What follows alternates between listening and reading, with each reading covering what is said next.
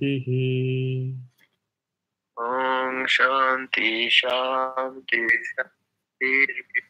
So we had finished sloka number 23rd of the 6th chapter of Bhagavad Gita, and we are sort of graduating towards also the 24th sloka we had done. And then we were sort of graduating to the 25th sloka. Now, just to, because there was a small gap, sort of to provide a context, tam vidya dukha sanyoga vyogam yoga sanjitam sa nischena yuktavyo yoga anirvinna chetasa.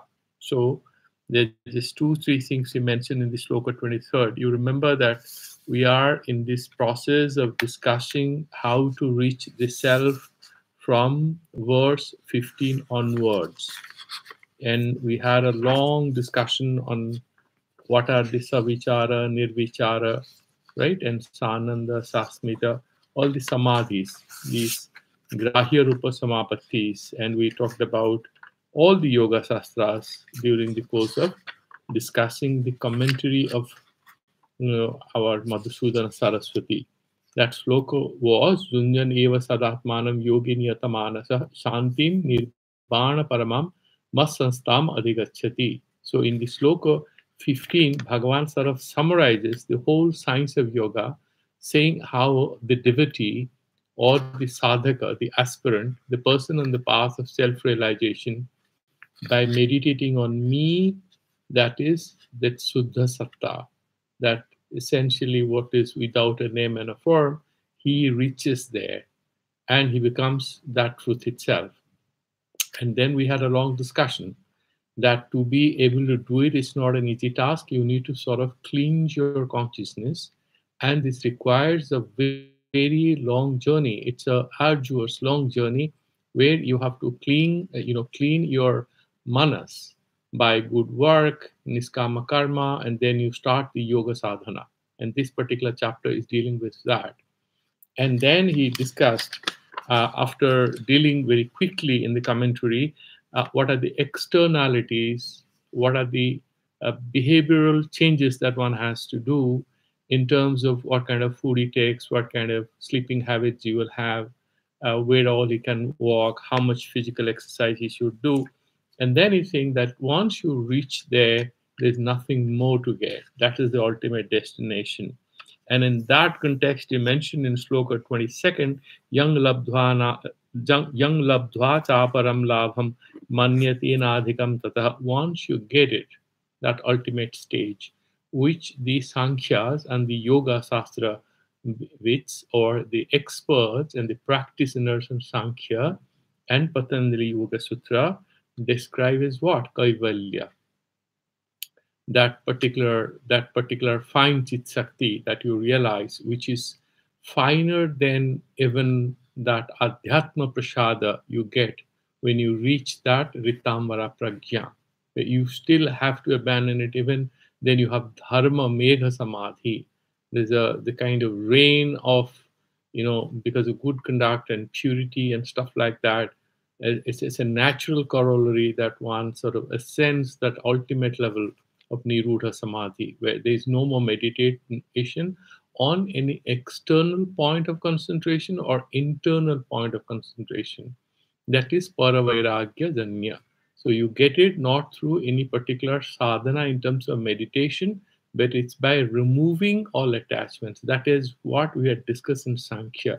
Today, when we are going to discuss this sloka 24 and 25, we will see what are the subtle differences between Sankhya and Yoga, and on the other hand, what is Vedanta?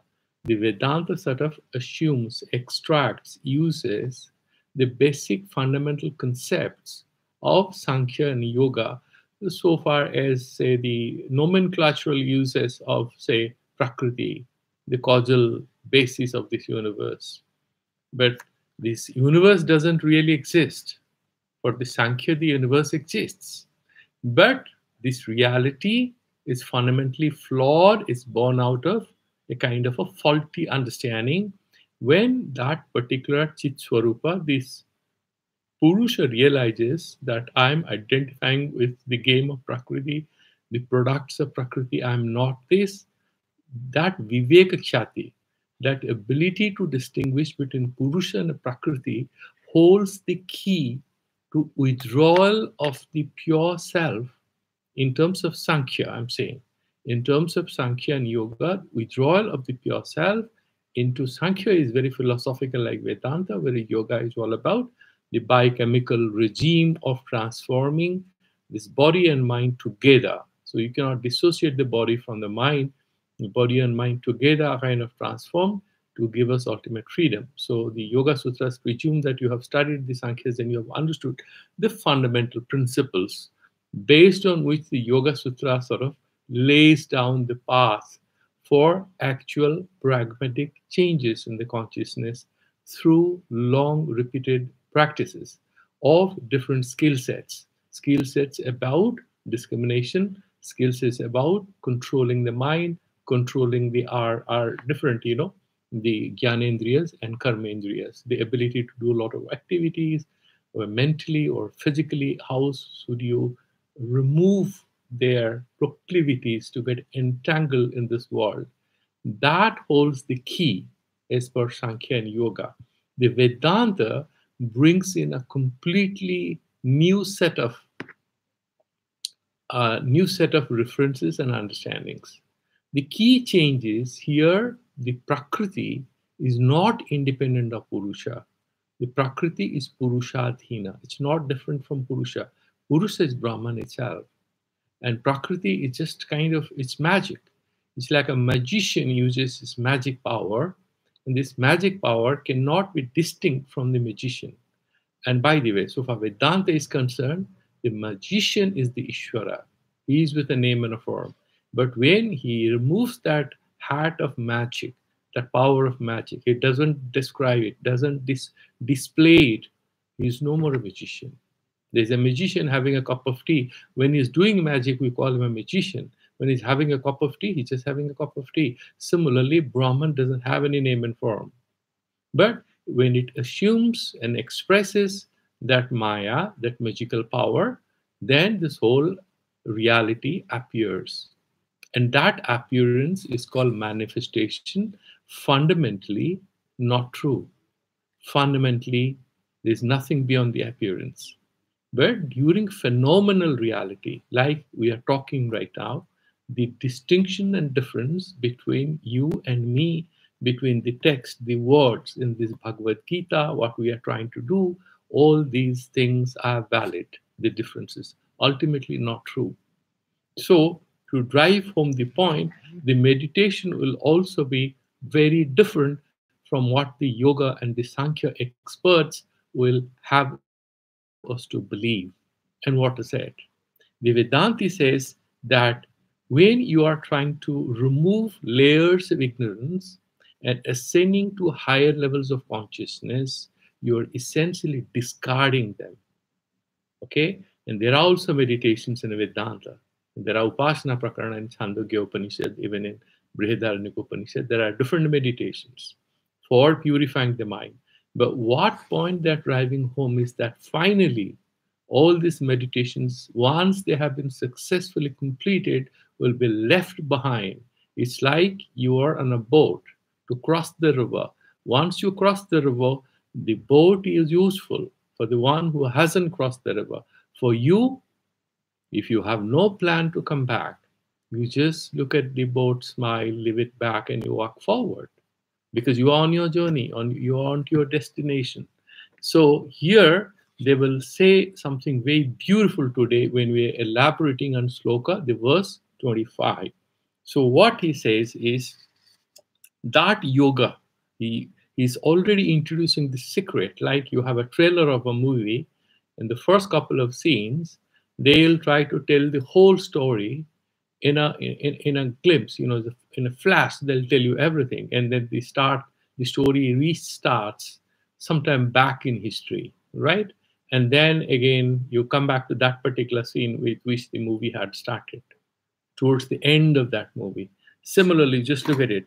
He's very clearly mentioning that yoga is actually about viyoga. Yoga is actually a removal of identification. The more and more we remove, the more and more we achieve higher level of consciousness. We had a few questions as follow-up to our previous discussions. Like if you are reading a book very deeply, is it a kind of, can you call it a savichara samadhi? Can you call it that? No, you cannot. Samadhi is always about having a mind which is not moving, and it's meditation, it's stillness. So you maybe then everything will become samadhi, like you are engrossed in work, and you are writing. But when you are doing deep intellectual work, and when you are busy with your work, you will be almost meditative. But the meditations we are talking about is chitta vritti nirodha. So it's not about, and of course, the Buddhist analytical meditation and the Vedantic meditation is not the meditation which you have in Patanjali Yoga Sutra. The Buddhist and the Vedantic meditations, nididhyasana, is actually analysis. So that kind of meditation is not what Patanjali is having in mind. Of course, you will have those discriminations, but he's putting a high level of importance on stealing the mind and removing all the movements, all the modifications of the mind. The mind shouldn't get modified because any modification is unreal, it's anitya, and therefore you sort of have to get rid of all this.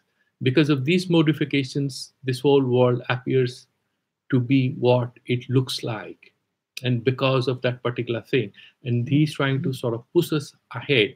So if you say that you're in love with a person, you're watching a cricket match, or you're doing something, will that be called a meditation or something? Perhaps not in the language of Patanjali. Okay, and we will have more discussion on that when we are looking at Sloka 25. So he clarifies in Sloka 23rd that that yoga is Vyoga Rupa. What is that Vyoga? It's removal of Dukkha Sanyoga, because the moment you sort of connect with the external objects in search of pleasure, you are actually connecting with pain. Why? Because there's nothing called sukha which doesn't have any dukkha in it. There's nothing called happiness or pleasure which you can say is absolutely not having any elements of pain or frustration in it. In fact, some pain and frustration follows it. Either it's before it or after it. Of course, Charbak will have a different take on it, but we are discussing Bhagavad Gita. Sa nischayana yuktavyo yoga anirvina chetasa. So he's having two qualifications for success in this path. One is that you have what you call nischayatmika buddhi, that you must have an element of certainty in your consciousness that you're doing it. If there's self-doubt, not enough confidence, no stability, then it doesn't take us anywhere. That is the kind of a alert that we shouldn't waste our attention on something which will not take us any further because of some doubt. That's kind of a self-inflicted fault. The second thing is anirveda, not feeling frustrated, anxious, depressed, desperate, that things are not happening fast. Because that could also be a big dampener. And Bhagavan clarifies it here. And in the next sloka, he's saying, Sankalpa Prabhavan Kamangs Taktva Sarvan Asesataha Manasevandriya Gramam Viniyamya Samantataha. So what he's saying in the sloka 24th, and we had discussed this whole story about this little bird whose eggs, she had laid a few eggs on the sea beach, and because of a storm surge, the waves came and washed away into the ocean bed a few tiny eggs that she had laid, and she wanted to dry the ocean up by picking up with his beak tiny amounts of water and throwing it elsewhere, and saying that I'll see to it that the ocean dries up. And we read the whole story, how sort of Narada saw it and he told Garuda about it, and Garuda, the king of the birds, who is supposed to be the carrier of Lord Vishnu, sort of was egged on, incited by Narada to help this tiny bird, and he came and he frightened the ocean, threatened, and he returned those eggs to that little bird. So what he's saying is that if we are steadfast, these things will not be there in Yoga Sutra. These are sort of brought into the discussion to enhance our sense of motivation and dedication. That's why Madhusudana Saraswati is compassionate enough to sort of tell us stories to motivate us. And here what he's saying is that Sankalpa Bhagavan Kamans Tyaktva Sarvan Asishataha. Without having a little, if you're abandoning these desires or the objects of pleasure that you're pursuing, then you have to sort of drop them. But if you drop the objects of pleasure or external objects that you think is going to give you happiness, without sacrificing the desire, which is the snake hiding within, this getting rid of external objects is no good. That's why he's saying, Ase Sataha. We shouldn't keep anything else in between. So, for example, let's imagine that there's a little child and the mother says, you're always playing, okay, these video games, and that cannot go on. Your exams are around. Are you going to pay more attention to your studies? The boy, in anger, says, okay, mama, you take it. Will he not play again? No. When the mom isn't around, he knows where the mom keeps this video game instruments, whatever. He'll open that, okay, wherever it's kept, and out of the cabinet or box or anywhere she has hidden it, he'll take it out and start playing again. Without, maybe he'll bribe the dad or butter him saying that, please don't tell mama, it's just for half an hour. Because the desire is still there. Similarly, it happens with all of us. A lot of times we see a particular thing as a distraction, we stop the process, but we do not deal with the cause within which gives rise to that particular process. And Bhagavan is here saying that you have to go to the cause of that process, which you don't like, and deal with the causal aspect of it and remove it. And therefore saying Manaseva Indriya Gramam Viniyamya Samantataha. And because we connect with the external reality or whatever we think is of any importance to us or is likely to give us some pleasure, we have to only do it with the help of our mind, which has become wiser because of a good understanding that these things are not only flawed, but they are actually illusory. So if the mind is educated, that's our best friend. That is what we have studied earlier. The mind is the worst enemy if it doesn't understand what life is all about. And the mind can be the best friend if it understands what life is all about.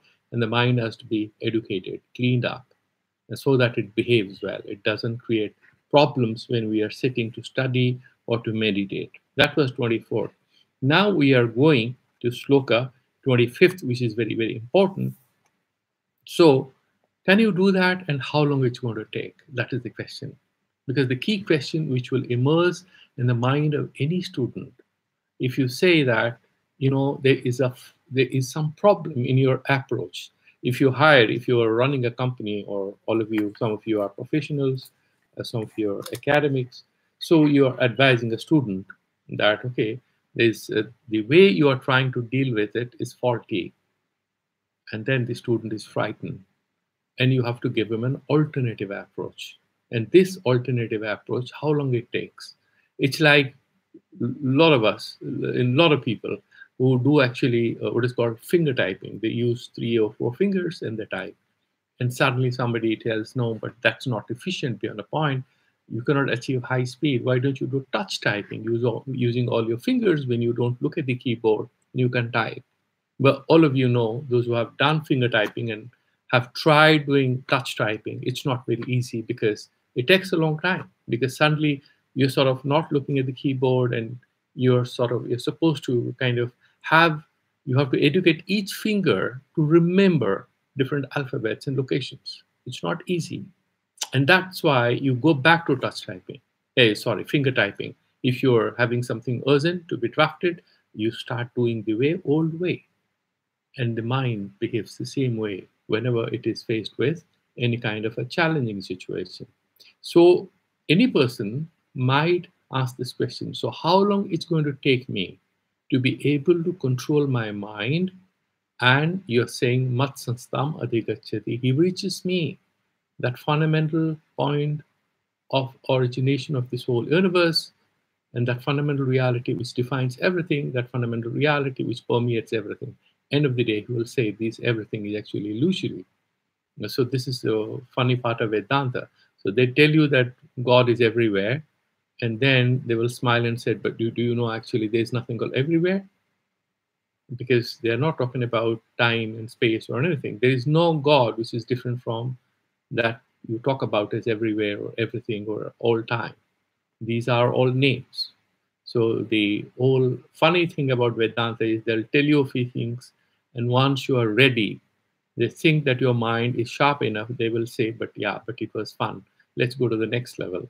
Okay. So here what he's saying, in order to sort of help the student not get over frightened by this prospect or challenge or the shock of having to do everything in a fundamentally new way or undo everything that he has done so far with a lot of comfort, all in a sudden, he might feel challenged and will go back to doing things, thinking about God and reality and life in old ways.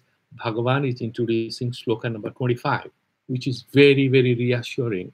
What is he saying? He's saying, Sani Sani Ruparame Buddhya Dhriti Grihitaya Atmasangstam Manaha Kritva Nakin Apichintait. Sani Sani. Oh my boy, don't get angry, don't get frightened. Sani Sani. You have to do it very slowly. It doesn't happen in a day. And Uparame. Sani Sani do what? Can I do a project in years? No, there are deadlines. But if you want to withdraw your mind, that doesn't happen in a day. It'll take time.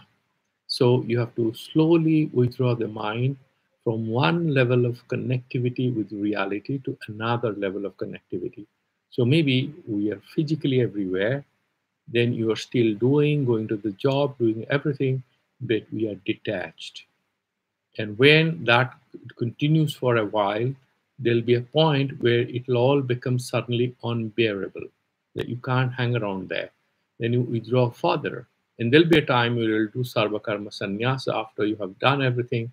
You're convinced within the no, I can't go on like this. There is some change needed. So that's how it'll happen slowly.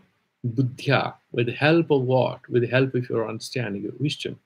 Dhriti grihitaya. So, and having patience, because it's not going to happen in a day. That's not possible. You're dealing with impressions which are lying within you in hard disk. And impressions from where? From millions and millions of previous births. You have virtually done everything. Now you want to do something new. It's not easy to format the computer in one day. It takes a lot of time. And that's why he's saying Dhriti Grihitaya. You have to have patience. And then Atma Sanksam Manah Kritva. Then he had mentioned Manasa Eva Indriya Gramam. You can control your senses only with the help of this manas. And what kind of mana? Shankaracharya, right? Sankalpa Prabhavan, Sankalpaha Prabhavo Yesam Kamanam Te Sankalpa Prabhavaha. Whatever desires are there, I want to do that, I want to have this, they are born out of a thought in you that you want to have it. I mean, the desire to, let's imagine, watch a particular cricket match or tennis match starts with what? Let me have a look at it. What's wrong? I mean, half an hour, maybe I'll just watch the first set. It's Wimbledon. I love it. Let me watch the first set. Or maybe I'll not watch it now, but I'll watch all the matches, quarterfinals onwards. These are the ways in which you sort of discipline the mind. So that is Sankalpa. And then out of that Sankalpa, that kind of a resolution that you want to do it like that, there is a desire which has been guided. It's like a guided missile. It'll go and connect with the reality which you want to connect with. So what are you doing? Kaman tan tyaktva paritajya sarvan asisoto nirlapena. So when you sort of become detached, nirlepa, you don't have superimposition. You do not have projected association with a lot of things. It's just imagine. There is a friend with whom you used to go and talk and maybe have a cup of tea, share a few moments in college. And if he sort of waves his hands at you and says, "Hi, how are you?" and then obviously you'll rather be ready to sort of compromise your schedule a little to go and have a cup of tea with him. And then what happens? You leave the college, you both get your jobs, and then after a long while you meet. Maybe you have a cup of tea, but you don't remember him anymore. What has gone? He's there, you're there, and you're still friends. What has gone is that sense of association, which was very intense. And it was self imposed. There was nothing real or unreal about it. This was a creation of the mind. And you believe that is fundamentally something that needs to be valued. You had a theory of friendship and blah, blah, blah, and you give him or her some time. And then suddenly, one fine morning, because that abhyasa or that habitual association has got weakened because of physical distance, he's in a different city, he's with his wife and children, you are with your wife and children, you meet one day, that's fine. If it becomes 2 days, you just remember your children. You remember your wife because you have to be back, right? That's how it happens. Similarly, here, and then this wife and children, after some time, when you study all, I mean, after some time, obviously, of course, you can't abandon your spouse, but the children will grow up and you don't have to abandon them. They will abandon you and go and study in universities, get jobs, get married. Things, that's how it sort of evolve. A lot of attachments lose their strength. And then we feel liberated. We actually not liberated. That association, you have become a little nirlepa. That particular association has lost its power over you, habitual hold over you, it's weakened.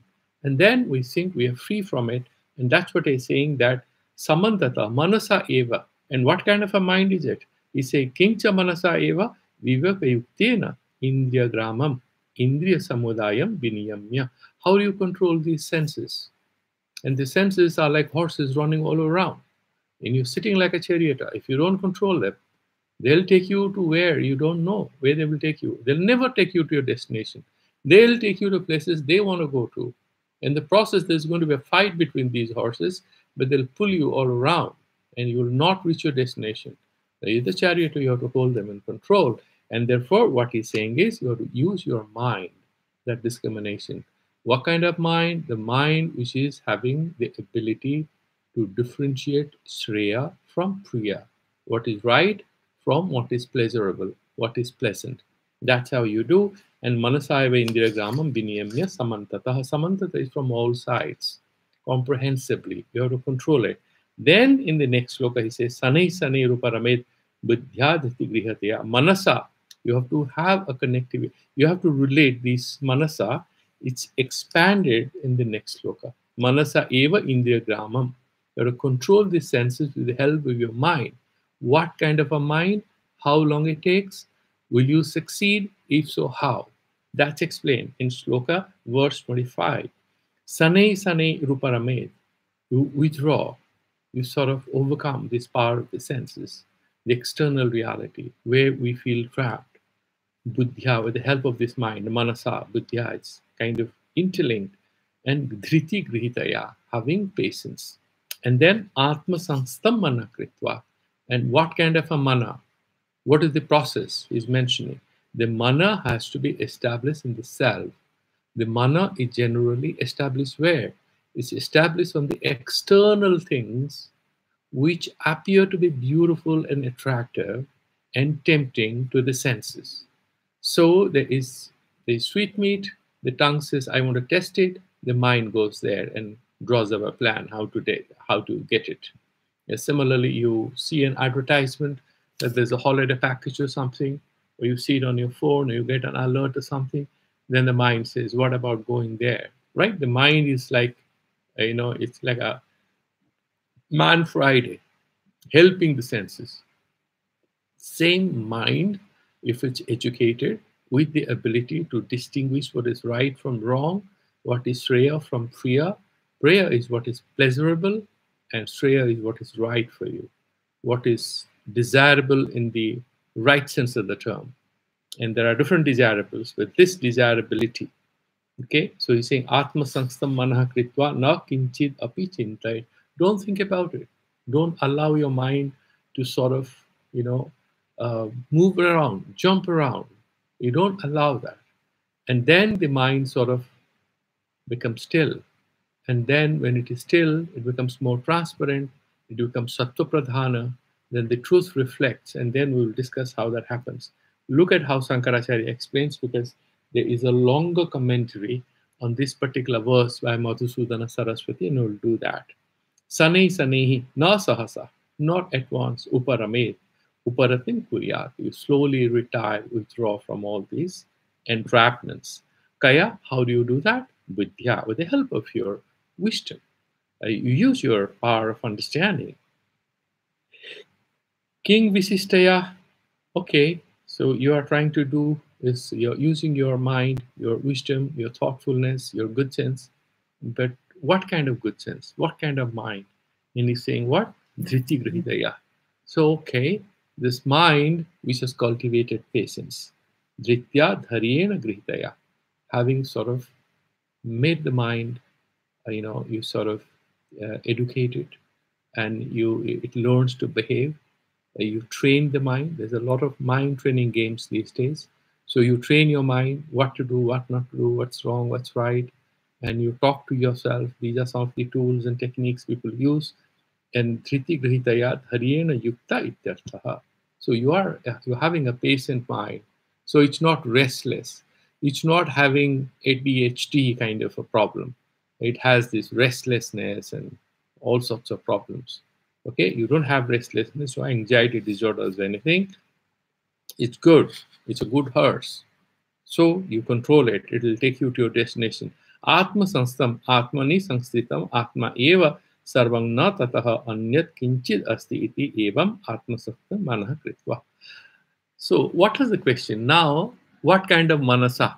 He had mentioned viveka yuktena, the mind which is aided and strengthened and reinforced with the ability, the power of discrimination.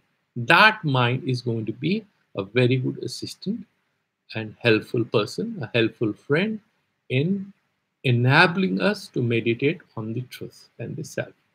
Now he is saying Atma Sangstam Manah Kritva. You might really get confused. He's saying to realize the self, you have to establish the mind in the self.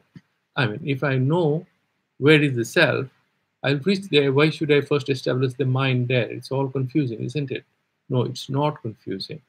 In terms of the words he's using, it's a little confusing, but we will look at the actual meaning of what it means. Why is saying or talking like that? What he's saying is the mind jumps around because it thinks this phenomenal reality is real. The phenomena around us is fundamentally true. But when he studies a bit of Vedanta and Bhagavad Gita and he meditates on them, where is my youth? Where is my childhood? Where is the garden in which I played hide and seek with my friends when I was 6? What about my friends with whom I had fought and then we had embraced each other and we had apologized to each other when I was a teenager after a football match? Where is that football match? Where did it go?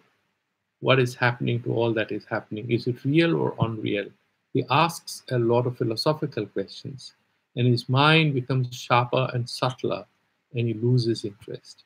But because he studies a bit of Vedanta, this Vedantic understanding, which he finds in the Upanishads and the Bhagavad Gita, he's saying, I'm everywhere, I'm everything. Everything is Brahman eva, Atma eva. Whatever is appearing is an inverted reflection of that fundamental reality. He's told all this, and therefore the mind loses interest because he's explained in a lot of elaborate ways why all this samsara, even though it's very attractive, is fundamentally all that drives us to this samsara is a flawed understanding. It's not ultimately helpful because with all this, we are not here even for too many years, few years. A lot of people left over the last year because of Corona. A lot of people die every day because of war and disease. This samsara is just a temporary, apartment on rent. And we're just here for a few days or years or hours, whatever, but not here permanently. Whatever we value and we are attached to is not going to go with us anywhere. We have actually nowhere to go. This particular manifestation, which captures our imagination, our thought, our will, everything, is actually not real. Because he reads all this Vedantic stuff, he sort of loses interest. And he says, so what is real? You are real. The magician is real. The magic is not real, as Thakur used to say. So he sort of loses interest. He knows all that is there, but slowly the mind sort of withdraws. And because he's aided, because he's supported by the reading of these Vedantic sentences and stories and Upanishads and stuff like that, he thinks what? He thinks Sarvam Atma Eva Sarvam. So everything is Atma, everything is Brahman. And so where am I going to go?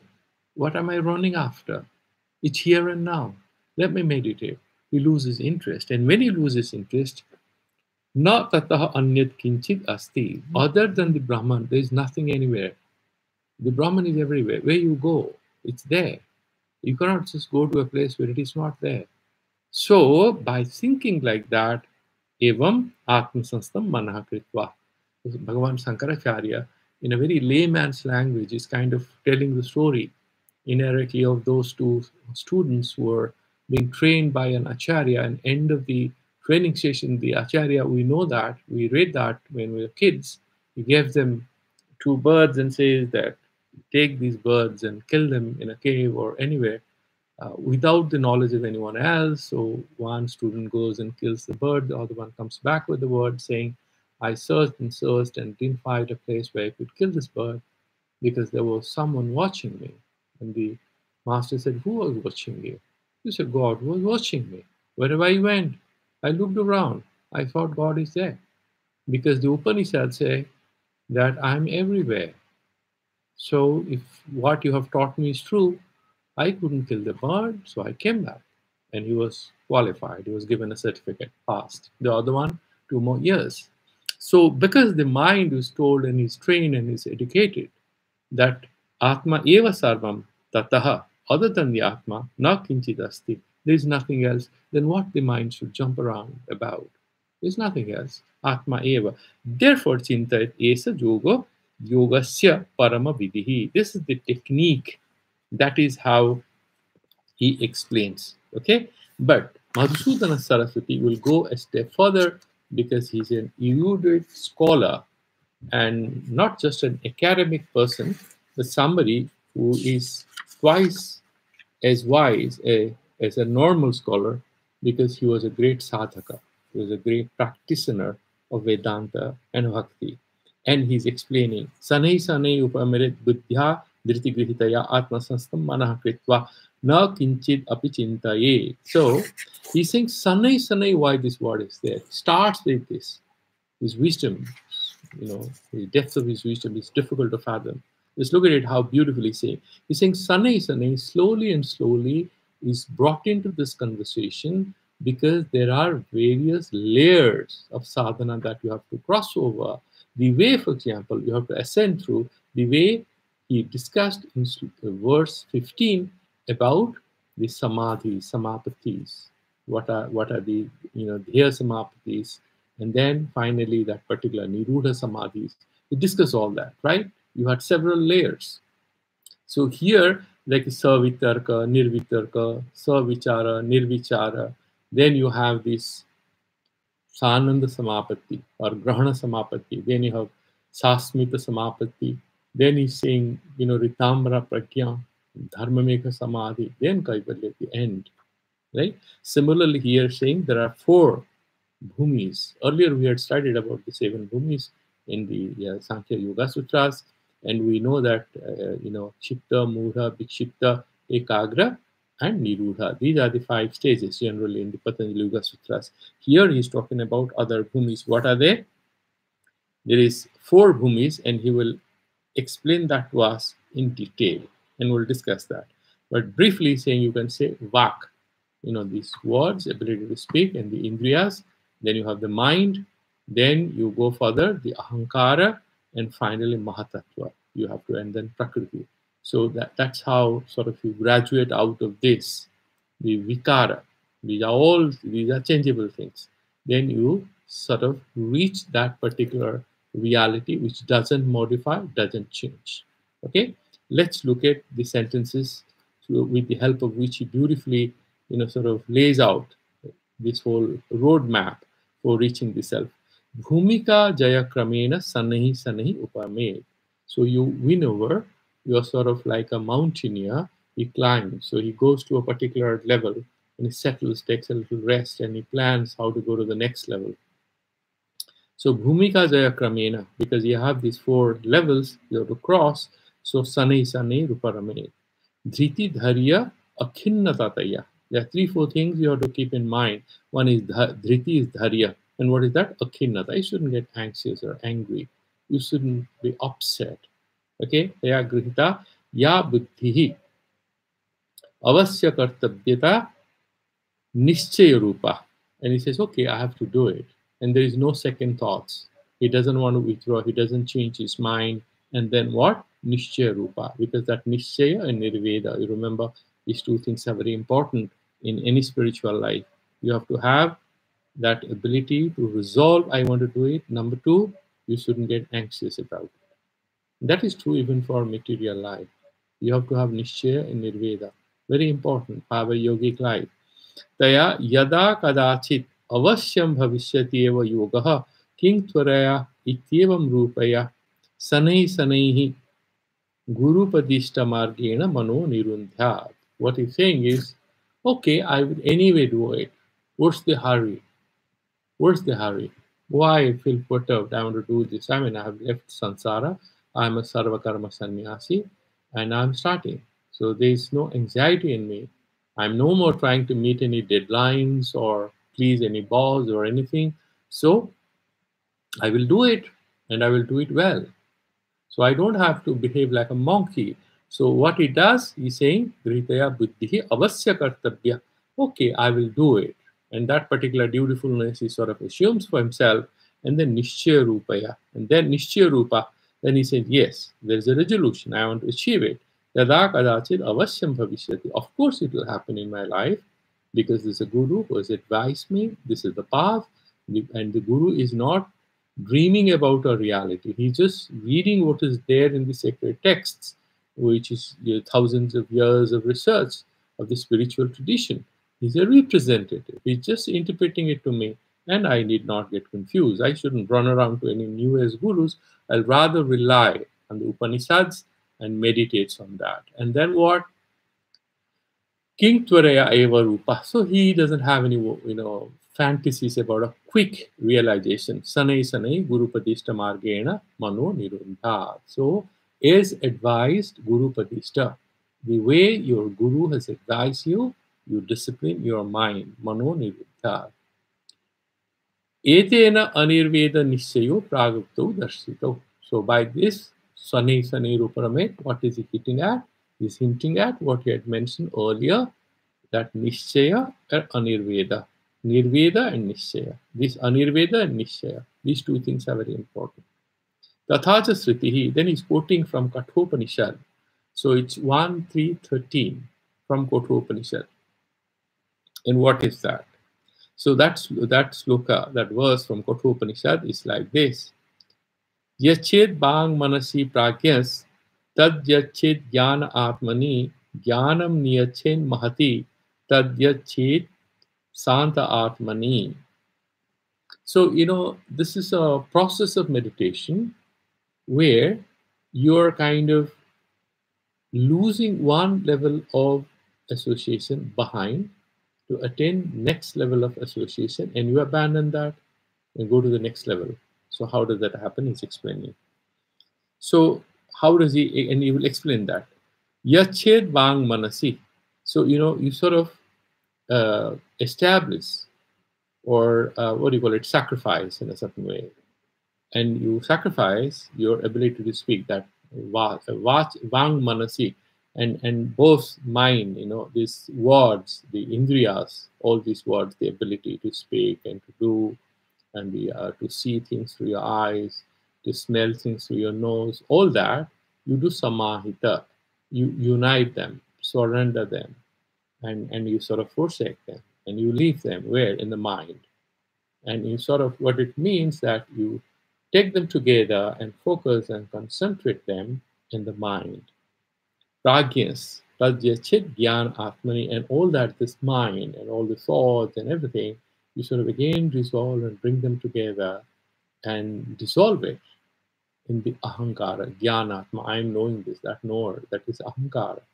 And you resolve that mind, the thoughtful mind, the thoughts, you resolve them and dissolve them finally in the ahankara.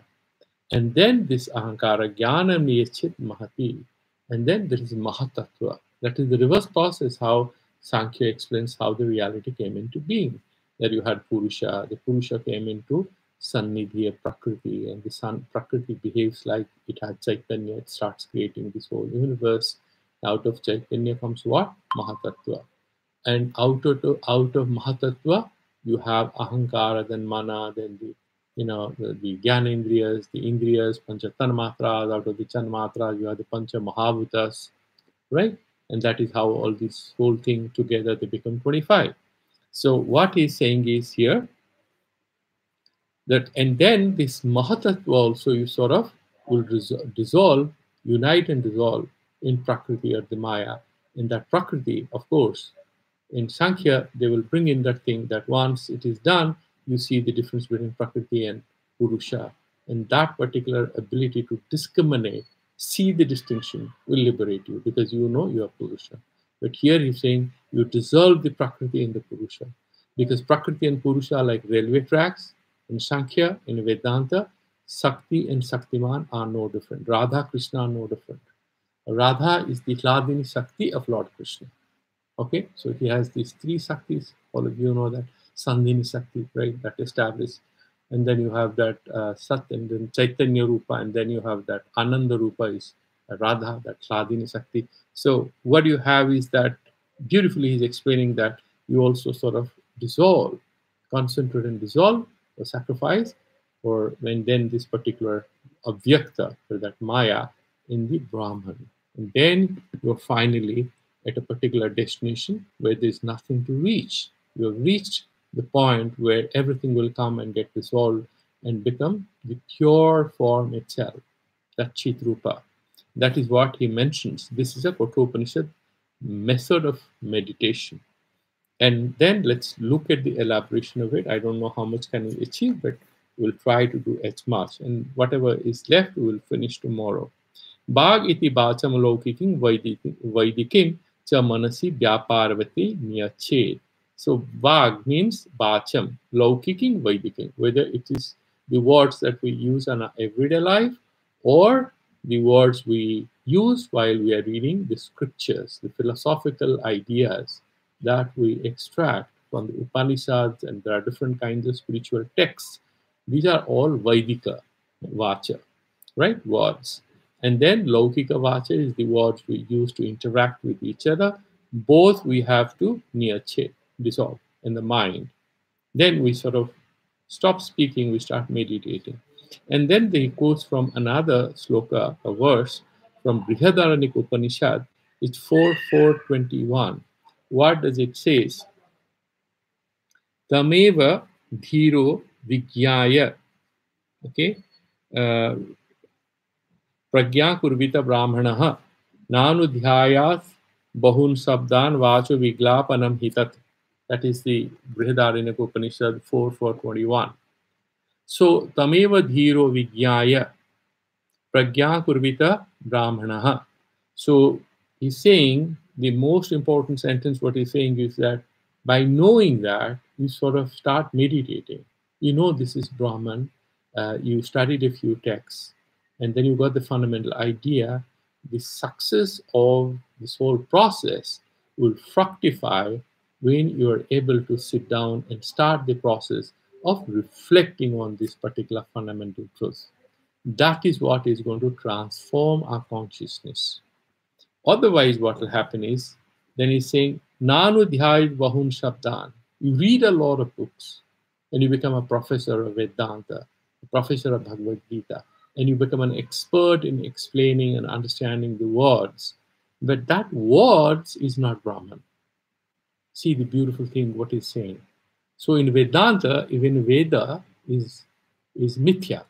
Why? Only Brahman is Satya. How can Veda, does it mean it's false? No, no. That's not what they're saying. He's saying finally, even Vedas are not useful. You read them, then they drop off. You do puja, they drop off. You have sansara, nishkama karma, that drops off.